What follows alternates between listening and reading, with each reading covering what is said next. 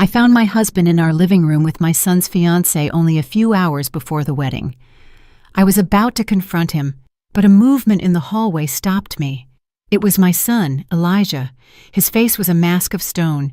He looked at me and whispered, "Mom, I already know, and it's worse than you think." Hello, everyone. Thank you for being here with me today. Before I start my story, I'd love to know what city you're joining me from. Feel free to share it in the comments. Now, let me immerse you in this story. On the morning of my son's wedding, I woke up at 5 o'clock. I couldn't sleep. I told myself it was just nerves, the kind any mother feels on such an important day. I sat here in this very home office, staring at spreadsheets on my computer screen. I run a small CPA firm from home. Nothing extravagant, but it helped pay for our son Elijah's college and covered the extras that my husband Franklin's salary didn't quite reach. The numbers on the screen were a blur. My mind was somewhere else entirely. Outside, the world was still dark and silent, but I could already picture the scene that would unfold on the patio of our Atlanta, Georgia estate in just a few hours. White chairs arranged in perfect rows on the lawn. I had spent the entire spring tending to the arch that Franklin had built, covering it with the rose bushes I had nurtured since they were tiny buds. I had checked the string lights 3 times myself, making sure not a single bulb was out. Everything had to be perfect. Our son, our Elijah, deserved a perfect day. 25 years of marriage to Franklin, 23 years raising Elijah. I had dedicated my entire life to this family. I had been the steady hand, the planner, the one who remembered dental appointments and birthdays, and made sure the bills were paid on time. Franklin was the charmer, the life of the party, the one everyone loved. I was the foundation he leaned on, and for a long time, that was enough for me.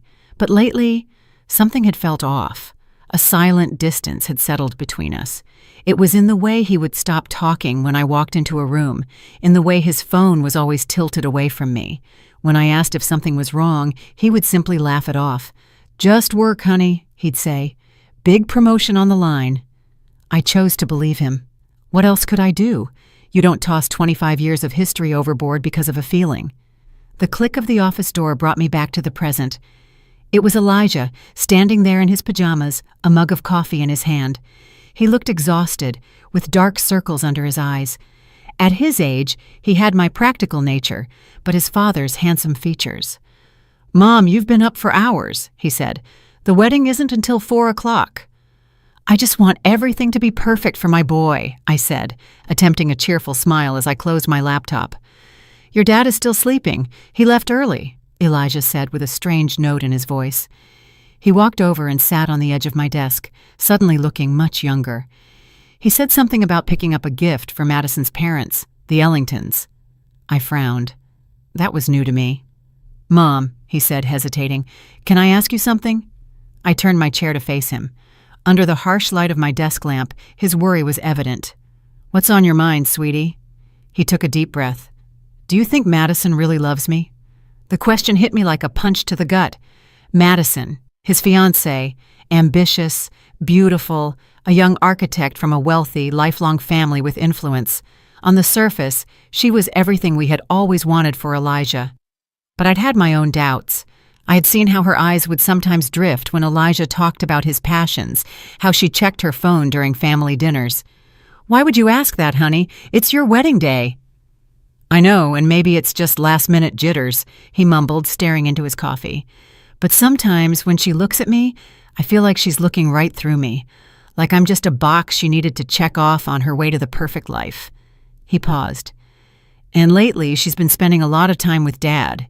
They're always talking about finances, investments. She says he's mentoring her." I wanted to tell him about the things I had also noticed, how Franklin's eyes followed Madison around the room, how he always found excuses to help her with her coat or refill her drink, how he knew exactly how she liked her coffee, 2 sugars and a splash of milk, without having to ask. Instead, I reached out and squeezed his hand. "Wedding jitters are normal, sweetie. Marriage is the biggest step you'll ever take." "It's not just jitters, Mom," he said, his voice breaking. He finally looked up at me. his eyes filled with a pain that terrified me. "I think she's in love with someone else." I froze. The blood turned to ice. "What makes you say that?" "Little things," he whispered. "The way she lights up when Dad calls, how she always asks about him first when she comes over. I saw them in the garden yesterday, just talking, and the way he looked at her. It wasn't how a father-in-law should look at his son's fiancée." I felt a flush rise up my neck. I forced my voice to stay steady. "Elijah, that's a very serious accusation." "I know," he said, shrugging, "and I hope I'm wrong. God, I hope I'm wrong." Before I could reply, the door opened again. It was Franklin. He was already dressed in an impeccable shirt and dress slacks, looking immaculate as always. "Well, look at my two favorite people," he exclaimed, his smile not quite reaching his eyes. He seemed surprised to see Elijah there. "Big day, son. You should be getting ready." He turned his attention to me. "And you, Simone, you're going to wear yourself out. Madison just called. She's coming by around 10 o'clock to discuss some last-minute seating chart details." I watched Elijah's expression tighten. "What details?" he asked. "Oh, you know, just making sure her parents don't sit next to your Uncle James after that political argument last Christmas," Franklin said with a dismissive wave. "You know how special her family is. We should discuss it privately because of the politics and all that." "Of course," Elijah said, his voice flat. "We can't have the wrong people sitting together." The tension in the room was so thick you could cut it with a knife. I watched my husband and my son, and I knew deep in my soul that Elijah wasn't wrong. Something was terribly, horribly wrong. After Franklin and Elijah left my office, a cold dread seized me. I was supposed to have a final call with the caterer at 10:30, a call I had been planning for weeks. I picked up the phone, my hand trembling slightly, and called them. I told them I had a family emergency and needed to reschedule. It was a lie. The truth was, I had cleared my entire morning. I couldn't shake Elijah's words, nor the nauseating feeling that Franklin's false cheer had provoked. Something was happening in my house today, and for the first time in 25 years, I intended to find out what it was. I spent the next 2 hours pretending to be busy. I tidied the kitchen, which was already spotless. I rearranged the floral centerpieces on the dining room table. Every sound made me jump. Every passing car made my heart hammer against my ribs. I felt like an actress in a play, performing the role of the happy mother of the groom, while inside I twisted with anxiety.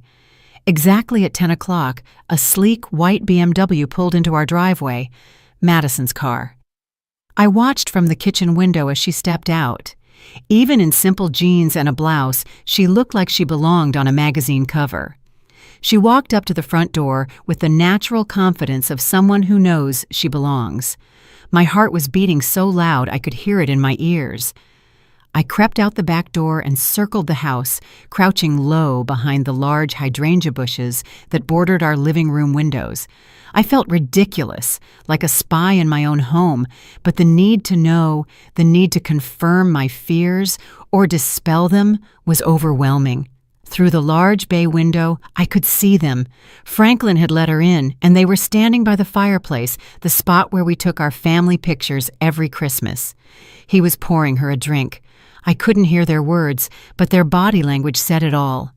They stood close, too close. His hand rested low on her back. It was a casual gesture, one that could be easily explained away, but it lingered there for a second too long. I clenched my hands into fists, my nails digging into my palms. 25 years we had built a life in this house. We had read stories to Elijah on that very sofa. We had hosted countless family parties in that room. And now my husband was standing there, caressing another woman, my son's fiancée, on our son's wedding day. I was about to stand up, to storm in like a fury, and confront them right then and there. I didn't care about the scene. I didn't care about the wedding. I only cared about the scorching betrayal I was witnessing. But then I noticed movement in the upstairs hallway, a shadow in the glass's reflection. I looked closer. It was Elijah. He was standing at the top of the stairs, hidden in the shadows, watching them too. The sight of him, so still and broken, stopped me cold. This wasn't just my pain, it was his. Downstairs, things had escalated. Madison's hand was now on Franklin's chest. She leaned into him, her head tilted back, a smile playing on her lips. She said something, and he laughed. It was a sound I hadn't heard from him in years. Light, genuine, happy, the way he used to laugh with me when we were young, and everything seemed possible. In that moment, I saw my husband transform into someone I didn't recognize, someone alive in a way he hadn't been with me for a long, long time. Then his hands were in her hair, and they were kissing. It wasn't a quick peck. It was a deep, passionate kiss, the kind you see in movies. My vision went red. A roar filled my ears. I took a step toward the house, ready to rip the door from its hinges, ready to scream until my lungs gave out. And then a hand gripped my arm. I spun around, my heart leaping into my throat. It was Elijah. He had slipped out of the house and come to find me. His face was pale, ashen, but his eyes burned with a cold, hard determination I had never seen before. "Mom, don't," he whispered, his voice strained. "Not yet, Elijah. This is—" I choked on the words. I couldn't even say it. "I know what it is," he said. His voice was steady, though I could see his hands trembling. "Mom, I've known for weeks." "Weeks?" The word came out as a strangled whisper. I stared at my son, the boy I had raised, who now looked at me with the eyes of a man who had seen too much. We were still crouched behind the hydrangeas. The beautiful flowers I'd been so proud of were now serving as a hiding place for the destruction of our family. Inside the house, my husband and my son's fiancée had moved from the fireplace to the sofa. I couldn't bear to look. "I didn't want to believe it at first," Elijah said, his voice low and urgent. "I kept making excuses for them. He's just being kind. She's just nervous about joining the family." But it kept happening. The lingering looks, the private conversations, the way she lit up whenever he was near. He corrected himself. The slip-up, a painful reminder of a life that no longer existed. She was supposed to be getting a new mother figure, not a rival. "I mean Madison. Why didn't you tell me?" I asked, my voice shaking with a mix of shock and a strange, protective rage. "You shouldn't have had to carry this alone." "Because I needed proof," he said, his jaw clenched. "And because—" he looked at me, his eyes much older than his 23 years. "I wanted to give them enough rope to hang themselves." He pulled out his phone. His hands shook slightly as he tapped the screen. "I hired someone," he confessed. "What did you do?" "What? I'm not stupid, Mom. After I saw them having lunch together a month ago, a lunch Dad told me was a business meeting and she told me was an afternoon shopping with her girlfriends. I knew I wasn't crazy. I needed to know the truth." He handed me the phone. "I hired a private investigator." My breath hitched. "A detective? Elijah, the money—" "Don't worry about the money," he said grimly. "It was worth every single cent." The first photo on the screen showed Franklin and Madison walking into the St. Regis Atlanta downtown. The timestamp indicated it was 3 weeks ago, a Tuesday afternoon, when Franklin was supposedly at a regional sales conference. The second photo showed them leaving together 2 hours later, looking heated and disheveled. "There are 17 different occasions," Elijah said quietly, as I scrolled through a gallery of betrayal. Photos of them in dimly lit restaurants across the city. Photos of them pressed up against Franklin's car in a private parking lot. Photos of them laughing, holding hands, living a completely different life behind our backs. I felt sick. The sheer magnitude of the deceit was breathtaking. This wasn't a one-time mistake.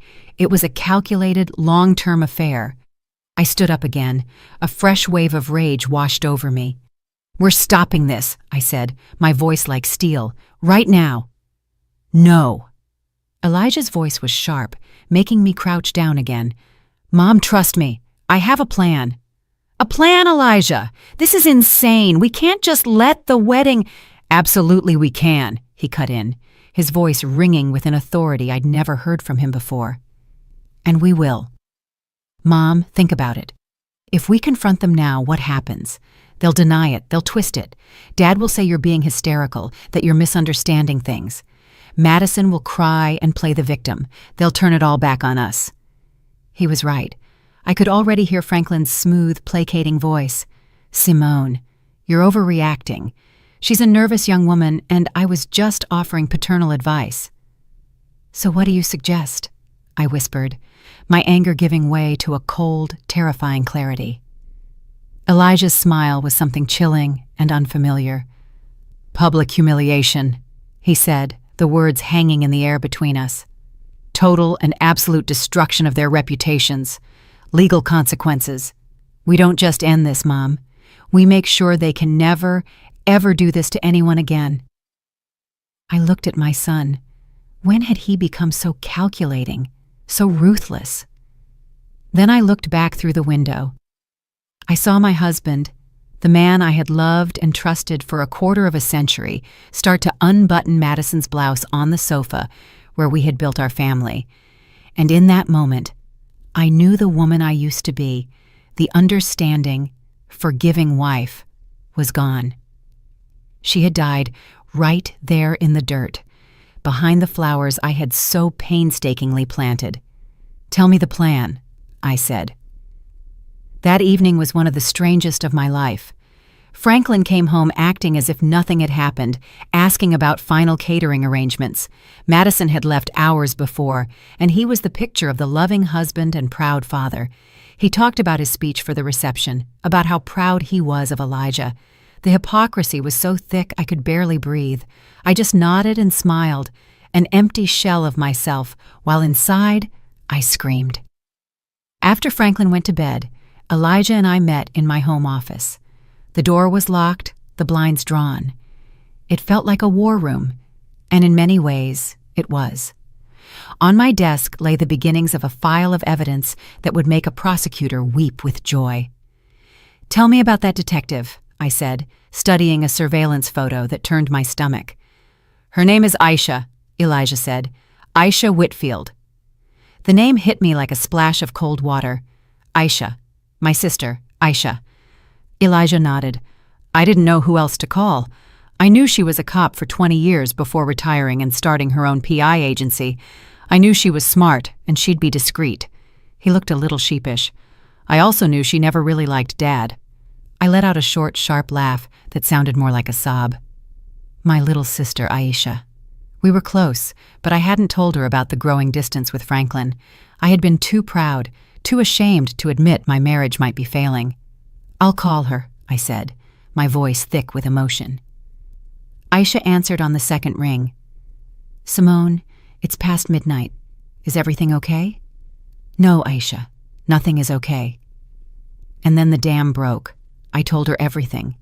What Elijah suspected, what we had witnessed that morning, the photos. I cried ugly, choked sobs for the first time all day. She listened patiently, her voice calm and firm on the other end of the line.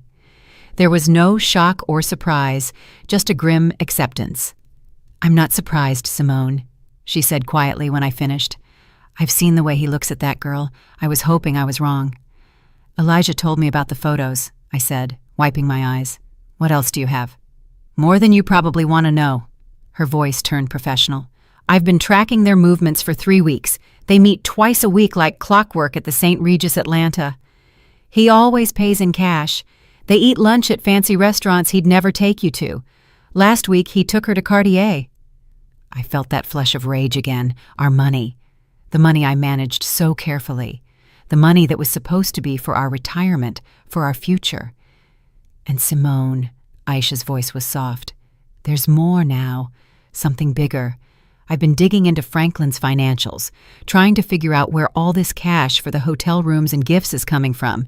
He's been sloppy." "What did you find?" I asked, dreading the answer. There was a long pause on the line. "It's not just Madison," she said, voice heavy. "It's not the first time. I found a series of regular monthly payments going back 15 years, always to the same person, a woman named Nicole Jenkins." The name meant nothing to me. "Who is she?" I did some digging. She was a junior associate at his old firm when Elijah was a child. She left abruptly about 15 years ago. The payments started a few months after she left. Aisha took a deep breath. Simone.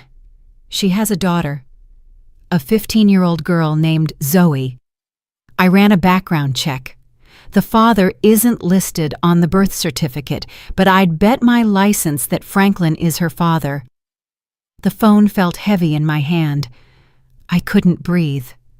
A daughter, an entire other child. 15 years of lies, 15 years of a double life. The secret trips, the inexplicable expenses, the emotional distance. It all clicked into horrible clarity. "I have to know for sure, Aisha," I whispered. "I know," she said. "I'll handle it. But Simone, you have to be prepared. When this drops, it's going to be a nuclear bomb." "I know," I said, my voice cold and hard. "That's exactly what we're counting on." The 24 hours leading up to the wedding were a blur of calculated deception. I moved through the preparations like a ghost, my body on autopilot while my mind raced. I smiled at relatives. I approved the final table settings with the wedding planner. I even helped Franklin with his tie, my fingers brushing the silk fabric as I imagined tightening it around his neck. Every interaction was a performance, every polite word a lie. Aisha worked quickly. She was a professional, and this was now personal. She told me she had a contact at a private lab. "It's risky, Simone, but if we can get a clean DNA sample from Franklin, we can get a non-legal preliminary comparison to a sample from the girl." That night, after Franklin fell asleep, snoring softly beside me in the bed we had shared for a quarter century, I crept out of the room. My heart pounded with every creak of the floorboard. I went to the bathroom and took his toothbrush from its holder. My hand shook so badly I almost dropped it. It felt like the ultimate violation. But what was this compared to the violations he had committed against me, against our family? I carefully tucked it into a plastic bag and left it in the mailbox for Aisha to collect before dawn. The next day, as the house buzzed with the chaotic energy of florists and photographers, Aisha called. "I've got more on the money," she said, her voice grim. "It's worse than we thought." We met in my car, parked on the street, away from the house, the only place I felt safe to talk. She opened a laptop and turned it toward me. On the screen was a spreadsheet, a dizzying array of numbers and dates. "I did a full analysis of your joint accounts, your retirement funds, everything," she said, pointing to a highlighted column. "Look at the pattern. For years, Franklin has been making regular cash withdrawals. Small amounts, 500 here, 700 there, never more than 1,000 at a time, always from different branches." "I thought it was for his hobby," I said, stunned. "He always told me he was investing in rare coins, something that required cash transactions." Another lie. "His hobby was named Madison," Aisha said dryly. "The cash for the hotel rooms, the expensive dinners, the gifts, that Cartier necklace. He paid for half of it in cash, but that's not the worst part." She clicked another tab. "He's been taking loans out against your pension plan." I stared at the screen. There it was in black and white. A series of loans taken out against the retirement account I had so diligently contributed to from my small business. The account that was supposed to be our safety net, our security for old age. He had drained almost $60,000 in the last 18 months. "How?" I whispered. "He would have needed my signature." "He forged it," Aisha said quietly. "I compared the signature on the loan documents to your signature on your tax returns. It's a good forgery, but it's not yours." A wave of nausea hit me. This was beyond deceit. This was theft. He wasn't just breaking my heart. He was systematically dismantling our future, piece by piece, to fund his sordid affair. He was robbing me of the college fund we had built, of the life we were supposed to share. He was gambling with my entire future. "And Madison?" I asked, my voice barely audible. "She's not an innocent victim," Aisha said, her gaze hard. "I'll get to her, but first, there's something else."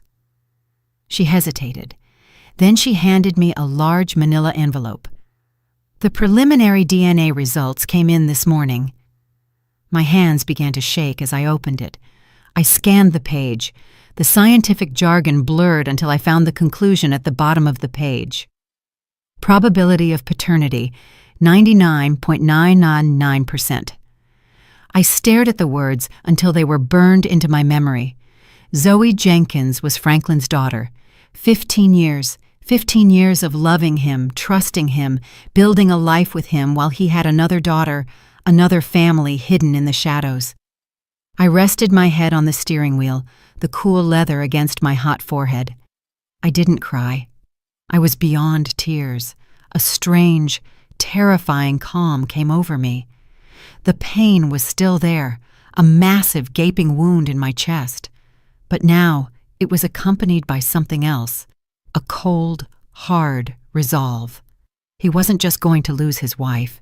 He was going to lose everything. Sitting in the car with my sister, that flimsy piece of paper in my hand felt heavier than a tombstone.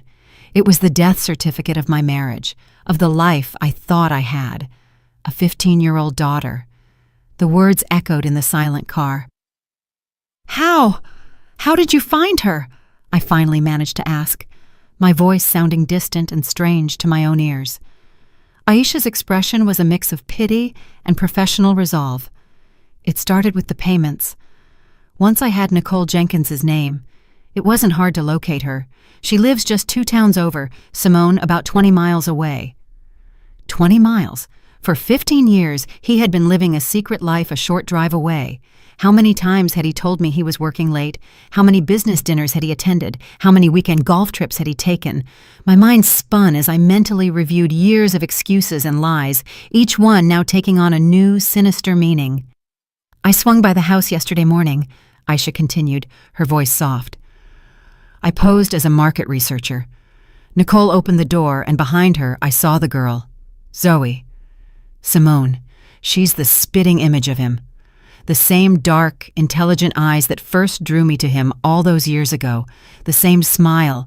She's unmistakable. I imagined it. An innocent teenager in all this, who looked just like my husband. A sister my son never knew he had.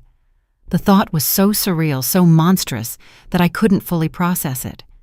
My family wasn't just broken, it was a fraud.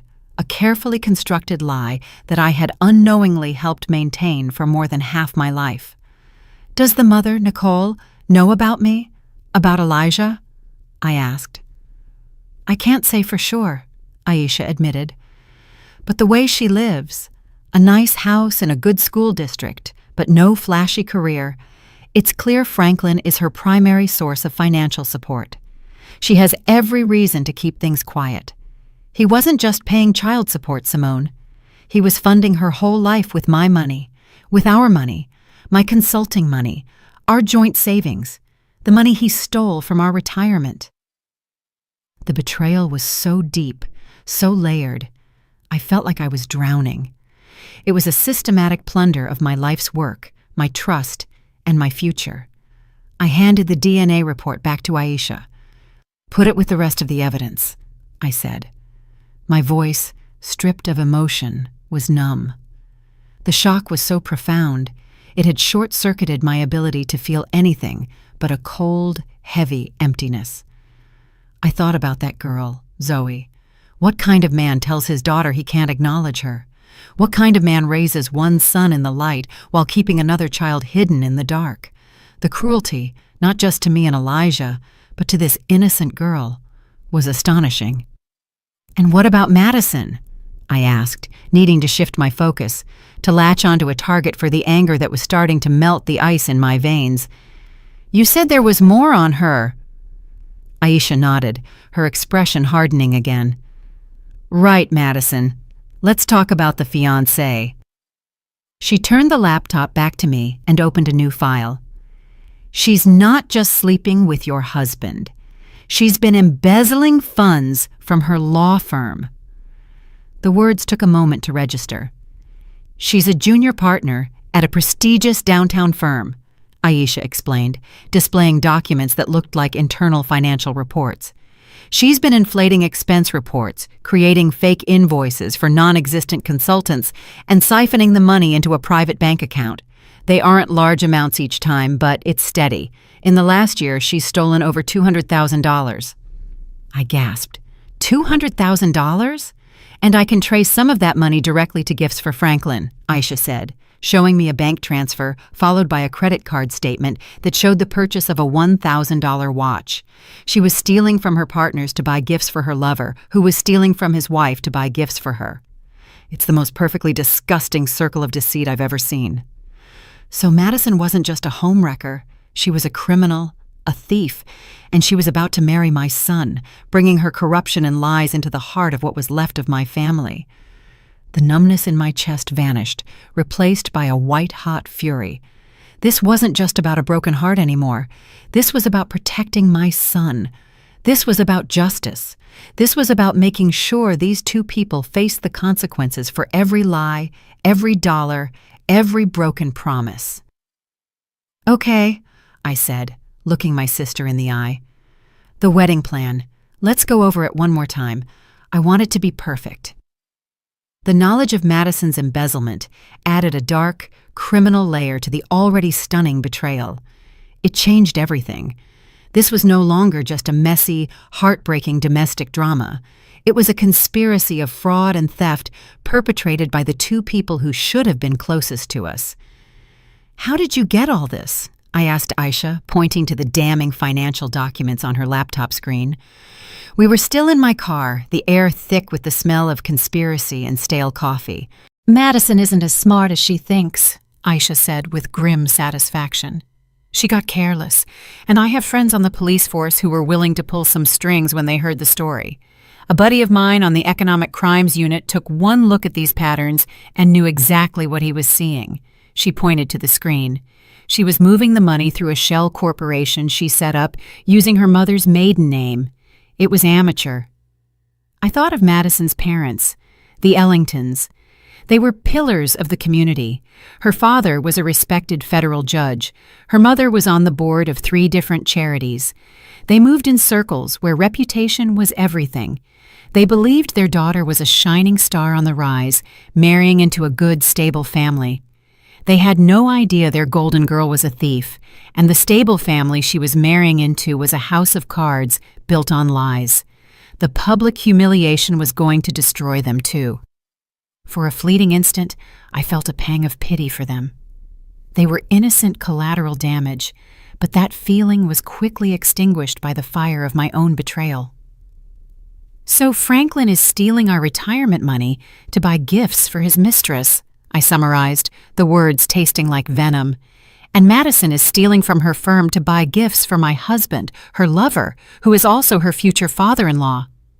I shook my head in disbelief. "This is movie stuff." "It gets better," Aisha said, a wry twist to her lips. "Some of the money Franklin took out of your pension plan, he invested in a sure-thing real estate deal Madison recommended to him." "Let me guess," I said, my voice dripping sarcasm. "The deal fell through." "The deal never existed," Aisha confirmed. "The money went straight into that secret account of hers. She was stealing from him, too. He was so blinded by his own ego and infatuation that he never even saw it." I had to laugh. It was a bitter, joyless sound. My brilliant, charming husband, the man who always thought he was the smartest person in the room, was being conned by a 20-something embezzler. It was almost poetic. We spent another hour going over the evidence Aisha had collected. She had everything: bank statements, surveillance photos, cash-paid hotel receipts, forged loan documents, and now a full criminal file on Madison's activities that was ready to be handed to the prosecutor. And, of course, the DNA report, the irrefutable proof that cemented 15 years of deceit. I looked at the file, the neat tabs and organized pages that represented the complete demolition of my life. 25 years of marriage reduced to a stack of incriminating documents on the passenger seat of my car. Suddenly, a wave of exhaustion washed over me, so deep it felt like a physical weight pressing on my chest. "Aisha, can we do this?" I whispered. "Can we really stand up in front of 300 people and do this to our family?" Aisha reached over and put her hand on my arm. Her grip was firm, reassuring. "Simone, listen to me," she said, her voice serious. "What other option do you have? If you confront them in private, they will lie. They will manipulate you. They will turn Elijah against you. They will deny until you start thinking you're the crazy one. I've seen it 100 times. She was right. I knew she was right. Franklin was a master of manipulation. He could charm his way out of anything. This way, she continued. There is no escape. There is no room for lies. There is only the truth presented in front of everyone they tried to impress. This isn't just about revenge, Simone. It's about consequences. Madison has to face jail time. Franklin has to be held accountable not just for the cheating, but for the financial fraud he committed against you. This is the only way to make sure the lies stop forever.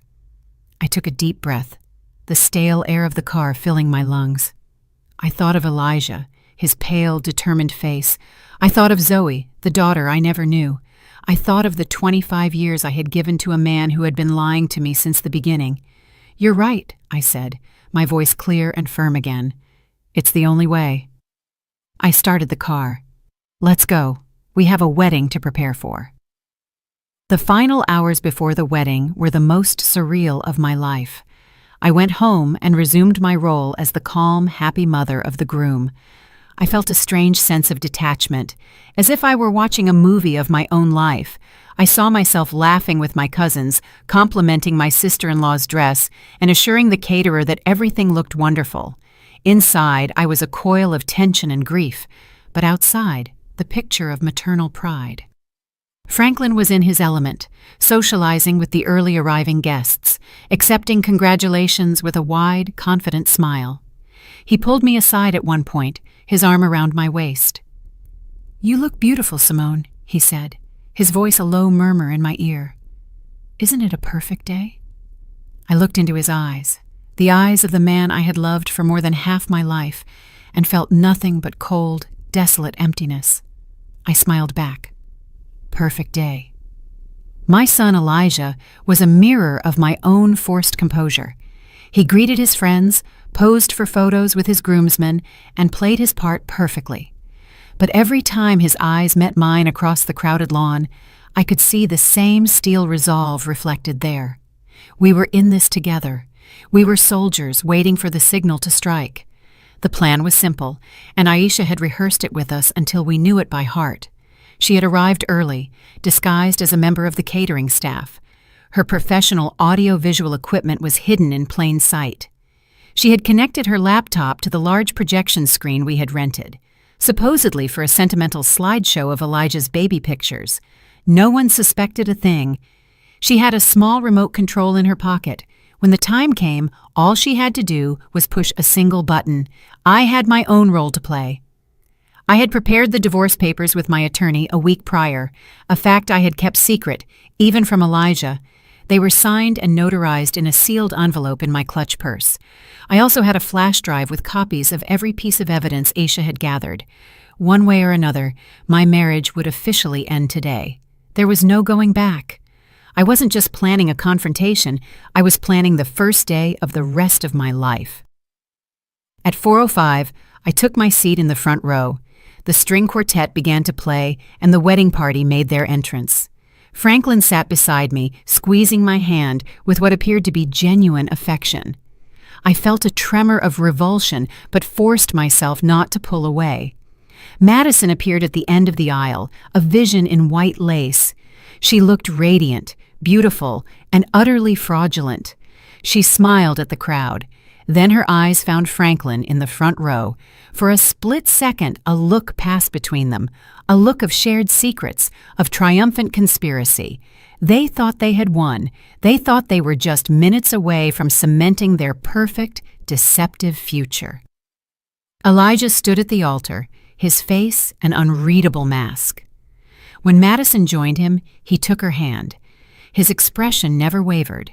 He looked out at the crowd, his eyes scanning the faces until they landed on mine.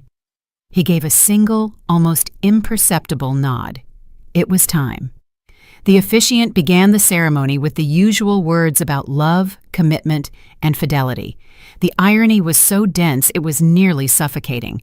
I wondered if Franklin and Madison were even listening, or if they were already planning their next secret rendezvous. The ceremony continued.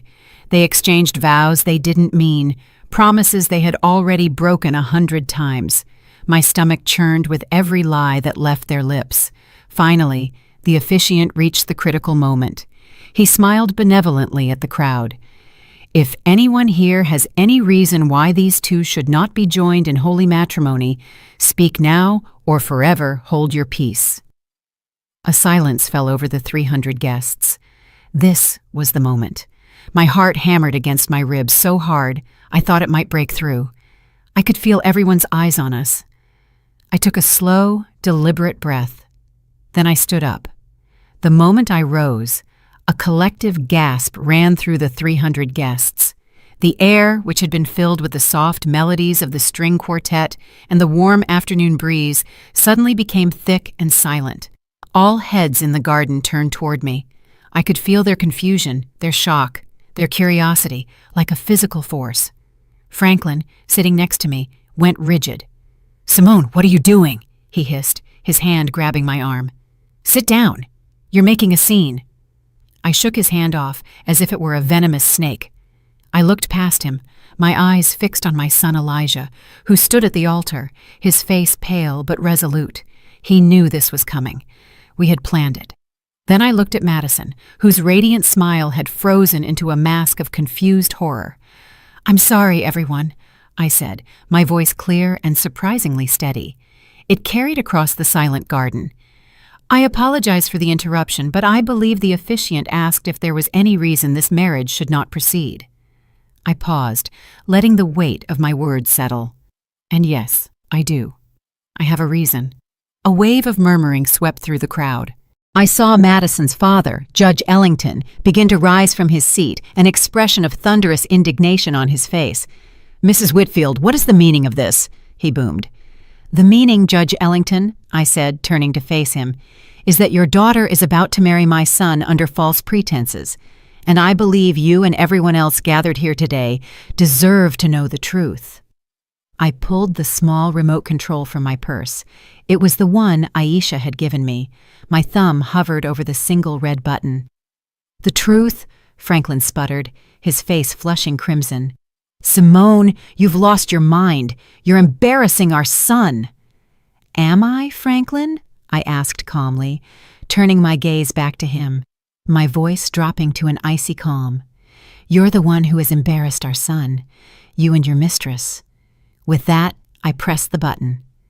Behind the altar, the large screen that was supposed to show a slideshow of Elijah's baby photos sprang to life. The first image that appeared was a crisp surveillance photograph of Franklin and Madison, locked in that passionate kiss in our living room, the one Elijah and I had witnessed just the day before. The crowd erupted. There were screams, gasps, people standing up to get a better look. I saw Madison's mother bring a hand to her chest, her face ashen. "But that's not all," I continued, my voice somehow rising above the chaos. "You see, this wasn't just a one-time mistake. This has been going on for months." The screen changed. A new photo appeared. Franklin and Madison entering the St. Regis Atlanta, the timestamp clearly visible. Then another and another, a collage of their secret meetings, their clandestine lunches, their lies exposed for all to see. Madison stammered, trying to deny it, but her voice was lost in the uproar. Franklin was standing, shouting, "This is fake! Those are photo montages! Simone is having a nervous breakdown!" "Am I, Franklin?" I asked quietly. "Then perhaps you can explain this." The screen changed again. This time it displayed bank statements. My finger, on a close-up photo, pointed out the suspicious cash withdrawals, the forged signatures on the pension plan loan documents. A Cartier receipt for a $15,000 necklace flashed on the screen, followed by a photo of Madison wearing that same necklace at her bachelorette party. The noise from the crowd began to diminish, replaced by a stunned, horrified silence. This was no longer just a cheating scandal. It was something darker. "My husband has been systematically stealing from our family's retirement savings to fund his affair," I announced, "and his fiancée, the woman about to marry my son, has also been busy." The next slide showed the evidence of Madison's embezzlement from her law firm, the fake invoices, the bank transfers. I could see her partners in the fourth row, their faces shifting from confusion to pure fury. And then I delivered the final, devastating blow. "But the best part," I said, my voice turning to ice, "the true heart of the deceit that has defined my marriage, is that my husband's lies didn't start with Madison." The DNA test results filled the screen. The words, "probability of paternity," 99.9999%, were displayed in huge, bold letters. Below there was a photo of a pretty, smiling 15-year-old girl. "This is Zoe Jenkins," I said, my voice trembling with 15 years of repressed pain. "She is Franklin's daughter, a daughter he has kept hidden from me and his own son for her entire life." The silence that followed was absolute. 300 people staring at the evidence of a betrayal so complete, so devastating, that even the most seasoned gossips were left speechless. And in that perfect, terrible silence, I watched the world I had known for 25 years burn to the ground. The silence was broken by a single, sharp sob. It came from Madison, who staggered, her face a ghastly white against the pure white of her wedding dress. Then she collapsed onto the ground in a heap of lace and shattered dreams. That single sound broke the spell. The garden erupted into chaos. People were yelling, pointing, pulling out their phones to record the disaster. Madison's mother ran toward her fallen daughter while her father, the judge, stood there, his face a mask of disbelief and utter humiliation. Franklin froze for a moment, his face a kaleidoscope of rage, panic, and mounting horror. He looked from the screen to me, to the stunned faces of his friends and colleagues. He was trapped. There were no lies, no smooth words that could talk his way out of this. His carefully constructed world had been publicly and irrevocably demolished. Then he did the only thing a coward could do. He ran. He bolted, shoving his way through the stunned crowd, knocking over a tray of champagne glasses as he scrambled toward the parking area. He was literally trying to flee the scene of his own life's implosion, but Aisha was waiting for him. My sister, still in her catering uniform, stepped out from behind a large oak tree bordering our property. She was a petite woman, but she moved with the confidence of a seasoned police officer. As Franklin ran past, she put out her foot. It was a perfectly executed trip. Franklin fell hard, hitting the manicured lawn and sliding for a few feet in his expensive wedding suit. "Going somewhere, Franklin?" Aisha asked casually, walking over to where he lay sprawled and gasping. By then, Elijah had left the altar and was beside me. He put a firm arm around me. Madison was back on her feet, supported by her sobbing mother, and pointed a shaking finger at me. You planned this?" she shrieked, her voice high with hysteria. "You planned this whole thing to ruin my life." "No, Madison," Elijah said, his voice cold and clear, cutting through her hysterics. "You ruined your own life, you and him." He gestured toward his father, who was now being helped up by Aisha. "Let go of me!" Franklin demanded, trying to pull his arm free from my sister's firm grasp. "Can't do that, Frankie," Aisha said, using a childhood nickname that made him flinch. "You see, I'm a licensed private investigator, and I have reason to believe you have committed multiple felonies, including financial fraud. But don't worry, we're not here to talk about you right now." She looked over her shoulder. "My business is with her." 2 uniformed police officers were walking calmly through the parting crowd. They weren't here for Franklin's fraud. That would be a civil matter for my lawyer to handle. They were here for Madison. "Madison Ellington?" one of the officers asked, his voice quiet but authoritative. Madison's eyes went wide with terror. "No," she whispered.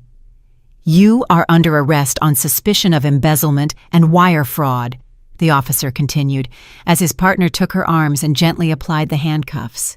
The click of the cuffs closing was the loudest sound I had ever heard. I saw Madison's face crumble as the realization hit her that this was not just public humiliation. This was not just a canceled wedding. This was real. There were going to be real, legal consequences. Her life, as she knew it, was over. As the police led a sobbing Madison away, her parents watched in stunned horror. The photographers who had been hired to capture a fairy tale were now capturing the fall of a prominent family, their flashes popping relentlessly. The crowd began to disperse. Some left quickly, not wanting to be a part of the disaster. Others lingered, whispering in shocked huddles, their phones still held high, recording everything. In the midst of the chaos, I finally felt my strength leave me. Elijah held me. "It's over, Mom," he whispered. "It's finally over." I looked around at the ruins of the perfect day I had planned. It was a mess. It was a nightmare. But for the first time in months, I felt like I could finally breathe. If you're still listening, would you do me a huge favor and hit the like button on this video and comment the number 1 below? It lets me know you've supported me and tells me you're here with me on this journey. Your support is a huge encouragement to me. Please comment the number 1 and let me tell you what happened next. The 3 hours that followed the explosion were a blur of flashing blue lights, hushed conversations, and the slow, painful process of dismantling a wedding that never was. The police took our statements. Madison was driven away in a patrol car, her beautiful wedding dress looking absurd and tragic in the harsh glare of the setting sun. Franklin, after being questioned and released, simply disappeared. He got into his car and drove away without a word to me or his son. "And you?" Elijah asked, a flicker of the old warmth returning to his eyes. "I don't know yet," I answered honestly. "I think I'm just numb." The next few weeks were a painful, messy ordeal. The story, as expected, became a local media sensation. Scandal on wedding day, fiancé arrested at altar, groom's father implicated in decades of deceit. Our names and faces were everywhere. I stopped answering the phone. I stopped leaving the house unless absolutely necessary. My small CPA firm suffered. Some longtime clients quietly took their business elsewhere, uncomfortable with the notoriety. The day after the wedding, I did exactly what I had planned. I walked into my lawyer's office, my purse containing the signed divorce papers and the flash drive of evidence, and I filed. With the mountain of proof we had, Franklin didn't even try to fight. The legal process was swift and brutal. In the settlement, I got the house and a significant portion of his remaining assets as compensation for the fraud he had committed against our retirement funds. It wasn't a victory. It was restitution. Madison, facing overwhelming evidence, took a plea deal. She was sentenced to 2 years in a low-security prison and ordered to pay back every last cent she had stolen. Her family's reputation was shredded. Franklin's fall was quieter but no less complete. He lost his job, his reputation, and the respect of everyone he knew. He moved into a small apartment across town, and from what I heard, he rarely showed his face in public. But the most complicated part of the aftermath was Zoe. 2 weeks after the wedding, I received a letter. It was from Nicole Jenkins, Zoe's mother. It was short and to the point. She apologized for the pain her past relationship with Franklin had caused and said her daughter Zoe had learned the truth from the news and wanted to meet Elijah and me. I sat with that letter for 3 days. What was I supposed to do? This girl was the living embodiment of my husband's biggest betrayal, but she was also an innocent. She hadn't asked for any of this. She was my son's sister. I showed the letter to Elijah. He read it, his face grim. "I want to meet her," he said immediately. "She's my sister, Mom. She deserves to know her family, or what's left of it." So I made the call. We agreed to meet at a neutral location, a quiet coffee shop in a town halfway between ours. I was terrified. As we waited for them to arrive, I twisted the napkin in my hands until it was a frayed mess. Then they walked in. Nicole was an ordinary, tired-looking woman who seemed to carry the weight of her secrets in the slump of her shoulders. And behind her was Zoe. The moment I saw her, my breath caught. Aisha was right. She had Franklin's eyes, the same dark, intelligent eyes that had made me fall for him all those years ago. She looked scared and uncertain, clutching a book to her chest like a shield. And in that moment, looking at this innocent girl who was a victim in all of this, I knew my anger was not with her. It was with him, always him. That first meeting with Zoe was awkward. Words felt clumsy and inadequate. Elijah, bless his heart, did most of the talking. He asked her about high school, about the book she was holding, about her life. He didn't ask about Franklin. He simply treated her like a person, like a sister he was meeting for the first time. I, for the most part, just watched, trying to reconcile the image of this shy, sweet girl with the monumental lie she represented. Slowly, tentatively, we began to build something new. We met again for coffee, then lunch. Elijah and Zoe started texting, discovering a shared love for old movies and spicy food. I found myself looking forward to seeing her, hearing about her life. She was bright, funny, and kind. She was an innocent soul caught in the wreckage caused by our parents. A year passed. Life settled into a new, unfamiliar rhythm. The divorce was finalized. The media storm subsided, replaced by newer, fresher scandals. I poured my energy into rebuilding my business, and slowly my clients started to come back. I sold the large family home with its yard full of ghosts and bought a smaller, more manageable townhome for myself. It was quiet, peaceful, and it was mine. Elijah, after months of therapy to work through the trauma of the betrayal, was thriving. He had left his corporate job and gone back to school to pursue his true passion, landscape architecture. He was designing beautiful spaces, creating order and beauty out of dirt and stone, a fitting metaphor for what he was doing with his own life. He was dating a lovely young woman, a kind, genuine librarian who looked at him like he was the only person in the world. And Zoe. Zoe had become a part of our lives. She came over for dinner every other Sunday. She and Elijah had developed a real sibling bond, teasing each other and talking for hours. I found myself feeling a fierce, protective love for her. She was no longer a symbol of betrayal. She was just Zoe, my son's sister, and in a strange way, a part of my family. One evening, about a year after the wedding that wasn't, I was sitting in the living room of my new home when the doorbell rang. It was Franklin. I hadn't seen or spoken to him since the day he fled our ruined reception. He looked diminished, older, grayer, the confident arrogance gone, replaced by a deep weariness. He asked if he could come in. I hesitated. Then I stood aside. He told me he was in therapy. He said he was trying to understand why he had done the things he had done. He apologized. He said he was sorry for the lies, for the betrayal, for the pain he had caused me, Elijah, and Zoe. I listened, and I knew he meant it, but an apology couldn't erase 25 years of deceit. "I forgive you, Franklin," I said, and I was surprised to find I actually meant it. Not for you, but for me. I can't carry that anger anymore. It's too heavy. I looked him in the eye. "But I will never trust you again. We can never go back." He nodded, a sheen of tears in his eyes. "I know," he whispered, and then he left. That night, as I got ready for bed, I found myself thinking about the woman I was a year ago, crouched in the dirt behind the hydrangeas. She was so broken, so lost.